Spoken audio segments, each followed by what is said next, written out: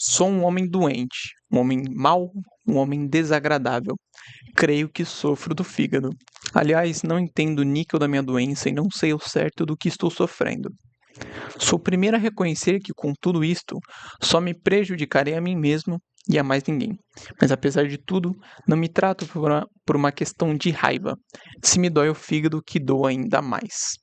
Essa é a primeira página do livro Memórias do Subsolo de Fyodor Dostoiévski, a minha última leitura e que é muito legal.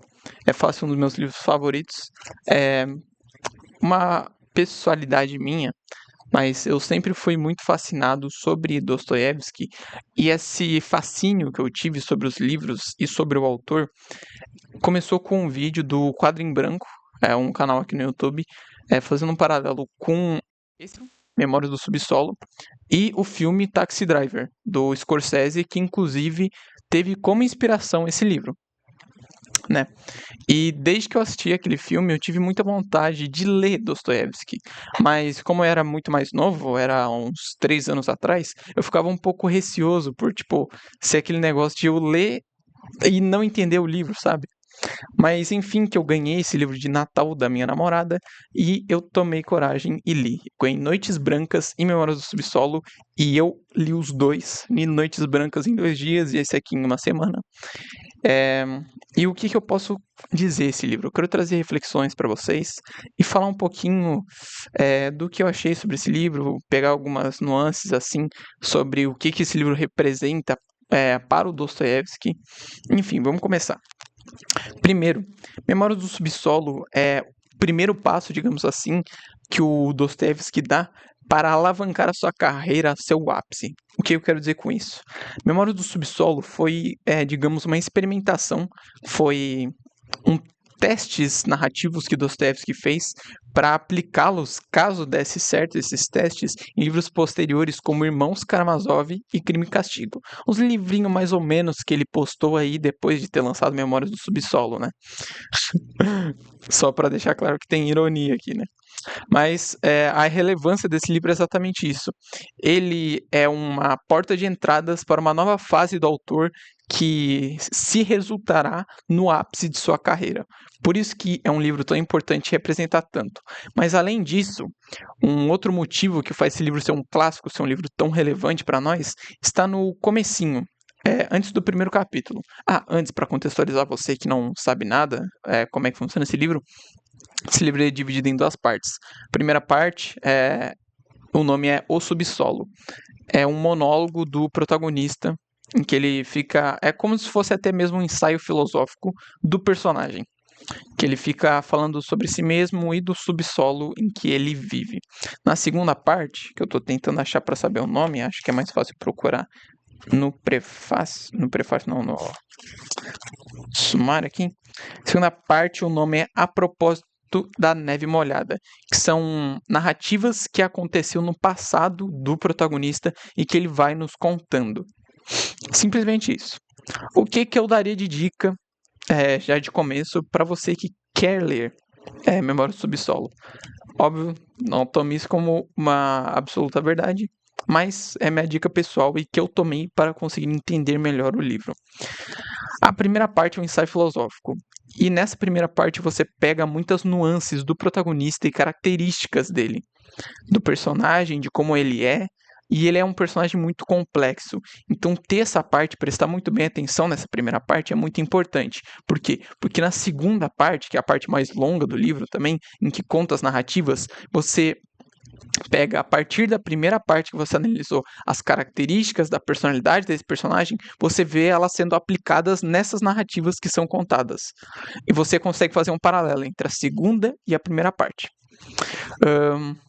Mas enfim, agora falando sobre o porquê desse livro ser algo tão importante, ser um clássico.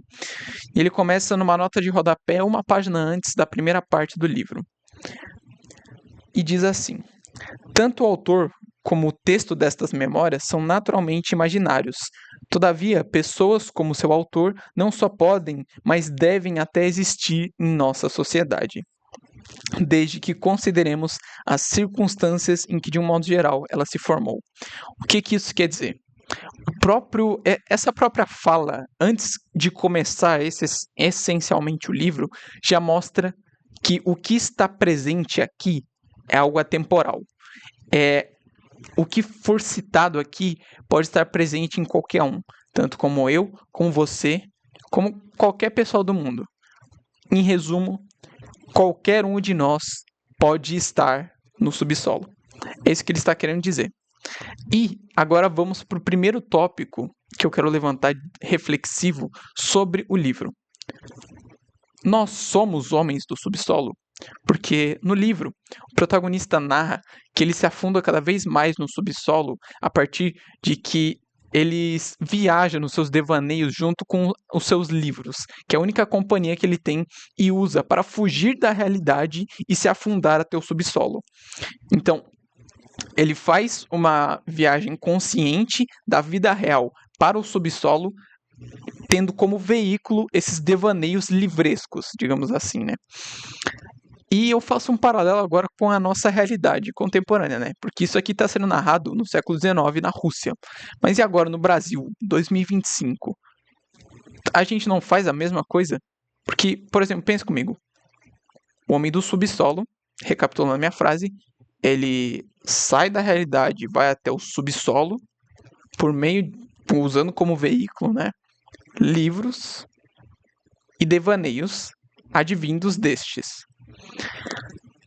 Agora, paralelamente, você nunca na sua vida tinha uma relação, um acontecimento desagradável, um problema, resumindo, você tinha um problema na sua vida real e você não usou veículos para fugir da sua realidade, ou seja, ir para o seu subsolo, por mais que você não chame assim, para esquecer desses problemas?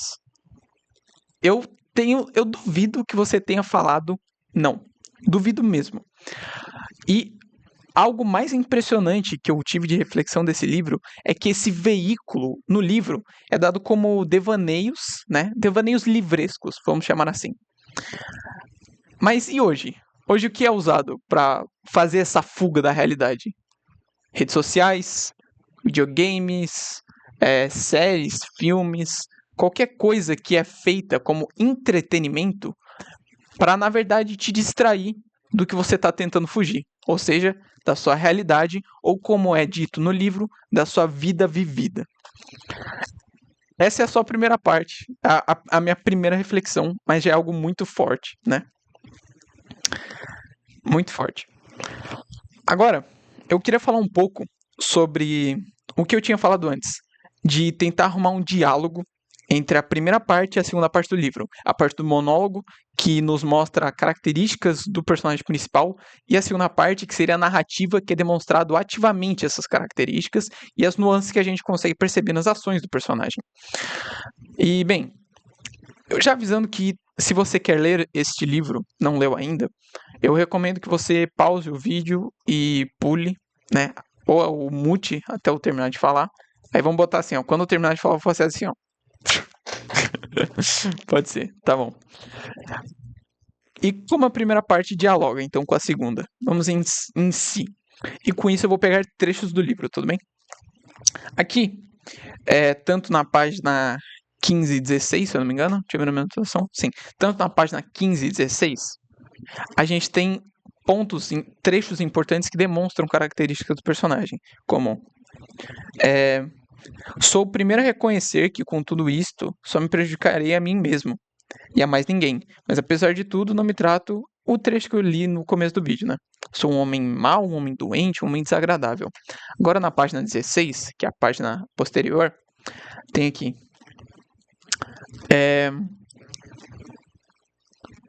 aqui. Mas sabeis, senhores, em que consistia o ponto principal da minha raiva? O caso todo, a maior ignomínia, consistia justamente em que a todo momento, mesmo no instante do meu mais intenso rancor, eu tinha consciência de modo vergonhoso de que não era uma pessoa má, nem mesmo enraivecida, que apenas assustava passarinhos em vão e me divertia com isso. Minha boca espumava, mas se alguém me trouxesse alguma bonequinha, me desse chazinho com açúcar, é possível que me acalmasse. Ficaria até comovido do fundo da alma.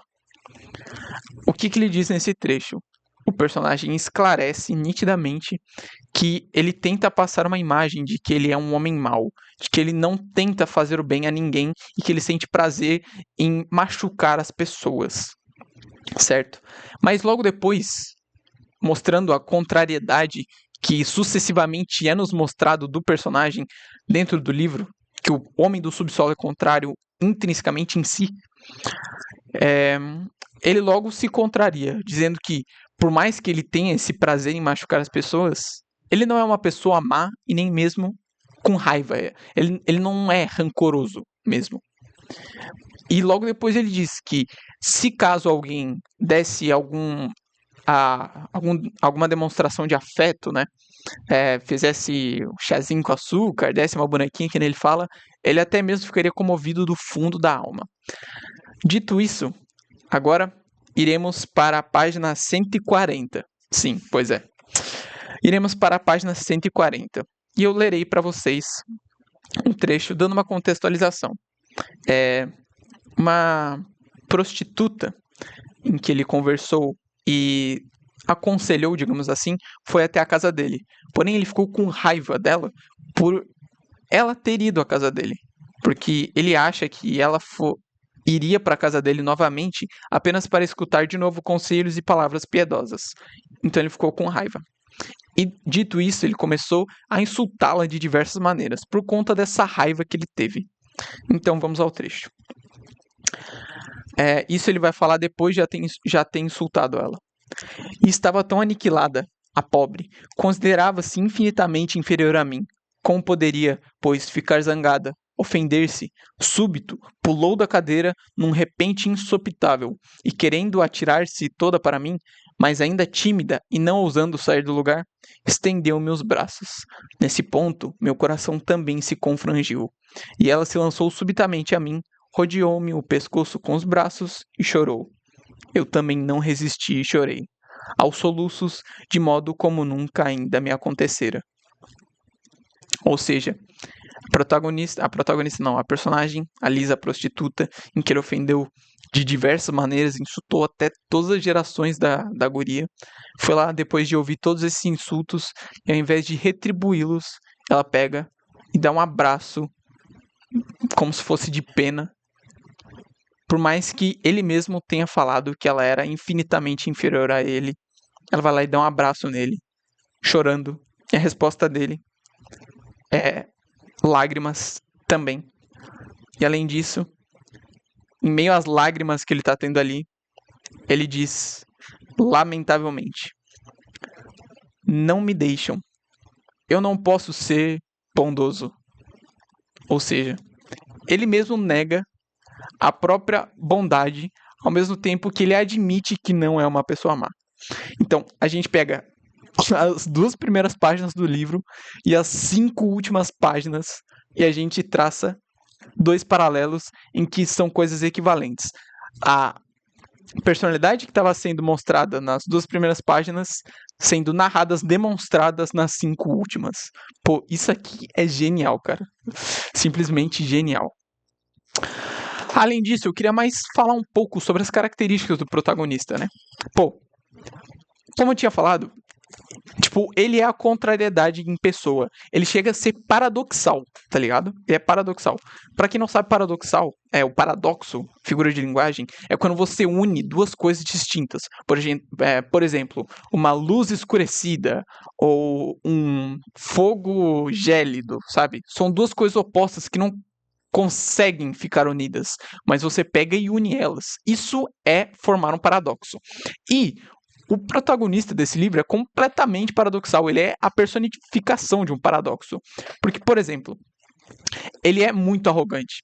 Ele se vê como um déspota. Para quem não sabe, déspota é como se fosse os monarcas absolutistas Só que depois de já ter chegado o liberalismo. É como se tivesse que juntar o liberalismo com o absolutismo e daí formava os déspotas, tá ligado? Ele se considerava um déspota, ou seja, um tirano, um cara absoluto que estava no controle de todos. Só que ao mesmo tempo que ele se considera dessa maneira, arrogante, ele mesmo se autodenomina como o homem do subsolo, o rato do subsolo, como se fosse um camundongo que rasteja e se esconde da escuridão.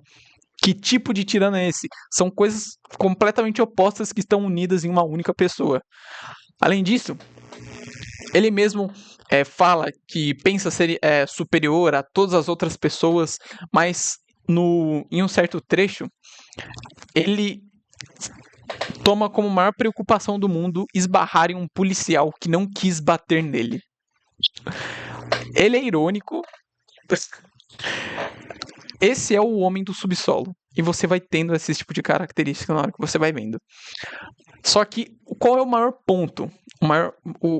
A coisa mais importante filosoficamente dessas características do homem do subsolo? Porque isso se resume a nós. Porque quem já não, tipo, tomou uma decisão que depois se perguntou por que fez isso, sabe? Ou até mesmo teve ações totalmente contrárias da sua própria natureza, sabe? Esse tipo de coisa. E isso reflete o que nós somos e também tem um ponto muito interessante que muitas vezes quem lê esse livro se reconhece muito no Homem do Subsolo. E bem, eu acho que a ideia que o Dostoiévski trouxe na hora de criar esse personagem é meio que fazer um exemplo contrário, sabe? Um exemplo do que não seguir. Só que eu também entendo que é um pouco impossível você não se reconhecer no Homem do Subsolo. Porque ele tem características que está presente em todo mundo. Eu até anotei que logo depois que eu terminei o livro.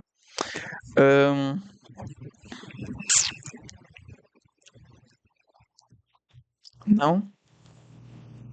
Ao mesmo tempo que é comum se identificar com o protagonista, é preocupante, já que ele é um exemplo do que não seguir, mas possui traços de personalidades inescapáveis. E quais traços eu estou dizendo aqui? Os traços da complexidade que se tem na hora que a gente muitas vezes toma ações que não condiz com a nossa própria personalidade. Cara, exemplos bobos, tipo, tentar mudar a si mesmo para tentar agradar alguém. Pois, isso é clássico. Tipo, alguém ou já viu alguém fazendo isso ou já fez, né? E, cara, esse livro é muito bom. Esse livro é muito bom. Ele não é uma leitura fácil, tanto que, eu li Noites Brancas, que foi a primeira obra que eu li do Dostoiévski, eu li em 2 dias. E eu li em 2 dias lutando para não acabar cedo. Eu poderia muito bem ter terminado em um dia só. E eu li esse aqui, Memória do Subsolo, em uma semana.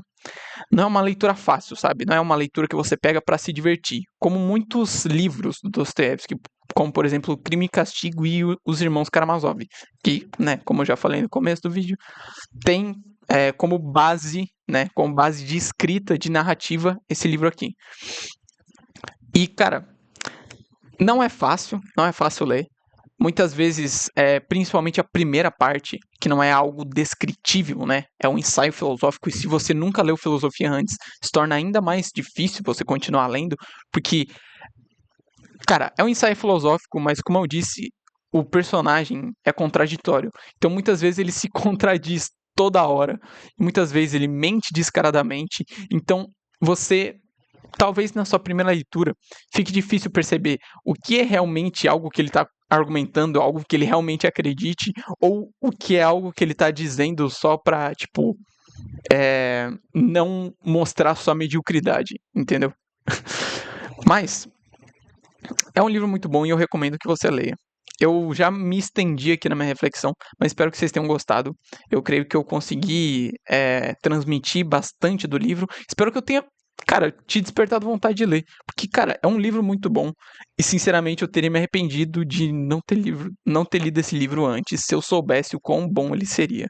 E agora, como eu sei, eu não me arrependo nem um pouco. Agora, para finalizar o vídeo, eu queria trazer uma frase que, cara, foi uma das frases que facilmente mais me marcou. no livro todo e que mais me fez pensar. Vou só jogar a frase para vocês, já pedindo o like e o compartilhamento. Tô jogando alguns vídeos assim, de vez em quando tenho ideias ou vontade de gravar. Mas enfim, vou soltar a frase e acabar o vídeo. Página 36.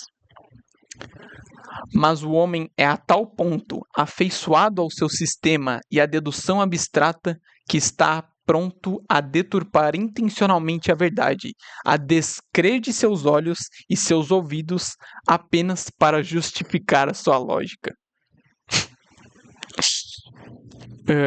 Enfim, até mais. Obrigado por assistir esse vídeo e tchau.